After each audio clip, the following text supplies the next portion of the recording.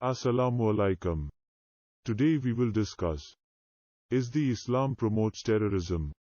The media often portrays Islam and media often misleads those people who have limited knowledge about religion of peace.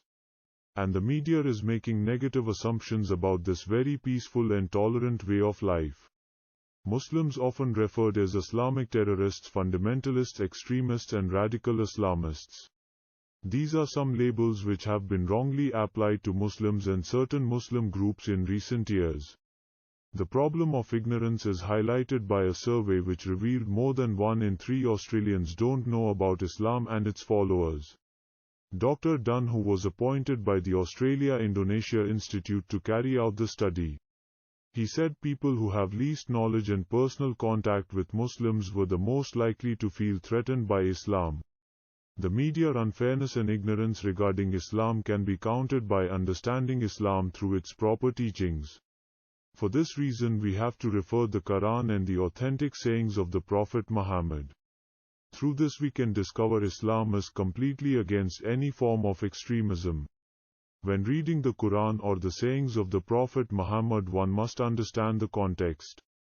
The following verse of the Quran is favorite amongst those people who wanted to mislead people about Islam.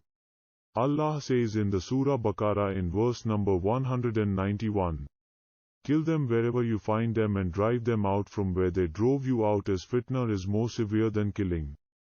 However, do not fight them near Al-Masjidul Haram unless they fight you there.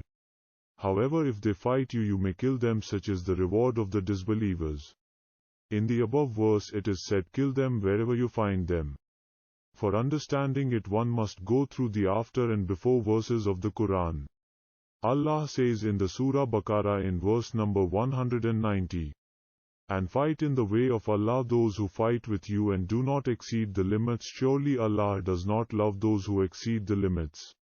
In the above verse it is mentioned to fight for self-defense. These verses were revealed at a time when the Muslims had been expelled from their homes on account of their faith. They endured more than 10 years of persecution and eventually had to flee to a safe land. The above verses were referring to the Arab pagans of Makkah during the Prophet's time. They oppressed the Muslims and planned to attack them. The above verse can only be applied in such circumstances. Allah says in the Surah Madah verse number 32, "Whoever takes a life unless as a punishment for murder or mischief in the land, it will be as if they killed all of humanity, and whoever saves a life, it will be as if they saved all of humanity." There is no doubt Muslims have a legitimate right to fight against aggression or when Muslims oppressed. Islam teaches warfare is permitted in order to preserve the well-being of the community. This may be in the context of defensive or offensive warfare depending on the particular situation. Islam is just a way of life which wants to ensure its survival and has the right to defend itself when war is declared against it. Allah says in Surah Hajj in verse number 39, "Permission is given to those who are fighting because they have been wronged, and most surely Allah is capable to help them." Abu Bakr, the first successor of Prophet Muhammad, spoke the Islamic approach of war by highlighting the some precautions. In the battlefield one should not commit treachery and mutilate the dead, and should not deviate from the right path, nor kill a woman, child or aged man.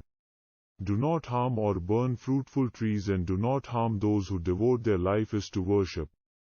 Allah says in the Surah Baqarah in verse number 190, "And fight in the way of Allah those who fight with you, and do not exceed the limits." In the situation of war there is no excuse to go beyond boundaries. Islam teaches the avoidance of blind retaliation.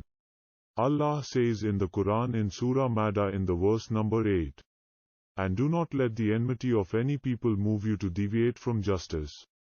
The act of inciting terror in the hearts of defenseless civilians, the wholesale destruction of buildings and properties, the bombing and maiming of innocent men, women and children are all forbidden and detestable acts according to Islam and the Muslims. If a Muslim were to commit an act of terrorism, this person would be guilty of violating the laws of Islamic religion. Muslims follow a religion of submission to God, peace, mercy and forgiveness. The majority have nothing to do with the violent events some media have associated with Muslims.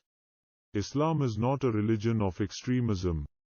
Allah says in the Surah Mumtahana in the verse number 8.